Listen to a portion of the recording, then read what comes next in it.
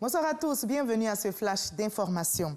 Le vice-président Daniel Kablan-Duncan a lancé ce vendredi les travaux sur la mise en œuvre de l'agenda 2063 de l'Union africaine et de son plan décennal. L'agenda couvre une période de 50 ans, 50 années au cours desquelles l'Afrique va se doter de tous les moyens requis pour produire plus de richesses. La rencontre d'Abidjan va se solder par l'élaboration d'un rapport du champion. Ce rapport sera présenté au prochain sommet de l'UA en février prochain par le président Alassane Ouattara, désigné par ses pairs champion pour le suivi de la mise en œuvre de l'agenda 2063.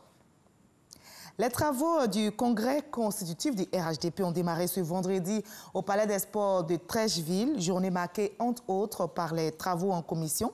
Des moments forts avant le rendez-vous de demain au stade Félix Houphouët-Boigny. Les militants du Rassemblement des Oufouettistes pour la démocratie et la paix vont se retrouver pour écouter le discours d'orientation du président du RHDP, Alassane Ouattara, sur le parti unifié. On en sait plus avec Alexis Ouedraogo. 9 h ce vendredi, dernier réglage avant l'arrivée de la direction du RHDP dans cette salle du Palais des Sports qui refuse du monde. Ce vendredi s'ouvre la première phase du congrès constitutif du RHDP, le Rassemblement des Oufouettistes pour la démocratie et la paix. Après plusieurs semaines de pré-campagne, le temps des travaux pour faire le lit du parti commence. 10h30, la cérémonie démarre avec la reprise à l'unisson de l'hymne national. Au pupitre, le ministre Amédée Kouakou, au nom du comité d'organisation, salue les quelques 10 000 congressistes statutaires présents pour ce rendez-vous. Le thème de ce premier congrès ordinaire du parti est RHDP, la force d'une Côte d'Ivoire rassemblée. Comme stipulé dans la note d'orientation du congrès, il s'est agi au cours des pré-congrès régionaux de relever les observations et les propositions des militants sur les textes fondateurs du RHDP adoptés par l'Assemblée générale constitutive du 16 juillet 2018. L'enjeu de ce congrès est de mettre en place les instances du RHDP et investir le territoire national pour proposer un nouveau contrat social aux Ivoiriens, conforme à l'idéologie du président Félix Houphouët-Boigny, qui est un idéal de paix et de rassemblement pour une victoire éclatante et incontestable de notre parti à toutes les élections en 2020. 4 commissions sont mises sur pied portant sur la politique générale, le processus électoral, la vie, le fonctionnement du parti. Président de la cérémonie, Henriette Dagli-Diabaté a dit sa foi en ce jour historique, point de convergence du vivre ensemble. Ce congrès est l'aboutissement d'un processus entamé depuis 2005, marqué de 2010 à nos jours par la gestion commune et inclusive de l'État par le RHDP. Il a permis à notre pays de connaître des avancées spectaculaires.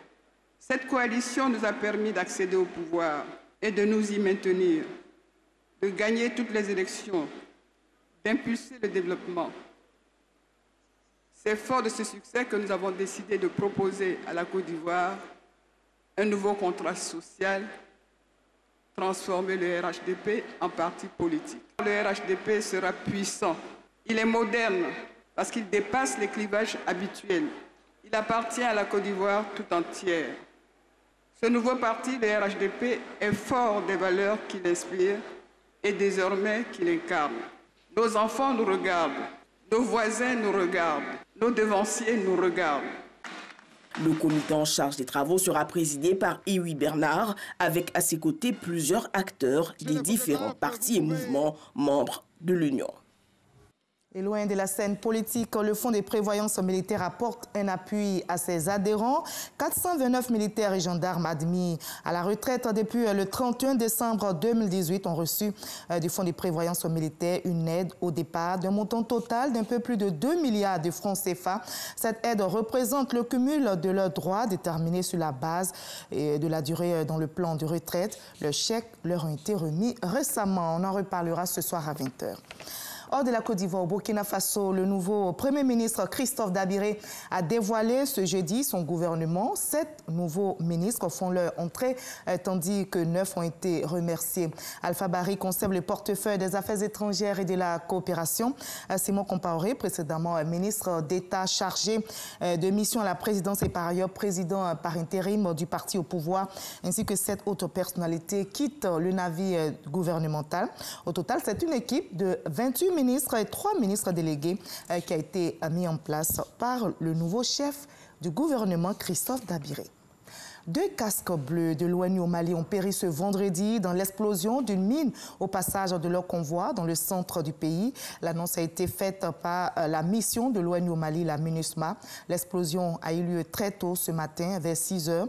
Un véhicule d'un convoi logistique de la MINUSMA a heurté une mine aux environs de Douensa, région de Mopti, dans le centre du pays. Les députés grecs ont voté aujourd'hui en faveur de l'accord historique sur le nouveau nom de la Macédoine, mettant fin à une querelle diplomatique qui entachait les relations entre les 2 pays voisins. Plus de 151 députés sur 300 ont approuvé cet accord qui ouvre la voie à l'adhésion de la République de Macédoine du Nord à l'Union européenne et à l'Alliance atlantique bloquée jusqu'ici par le veto grec.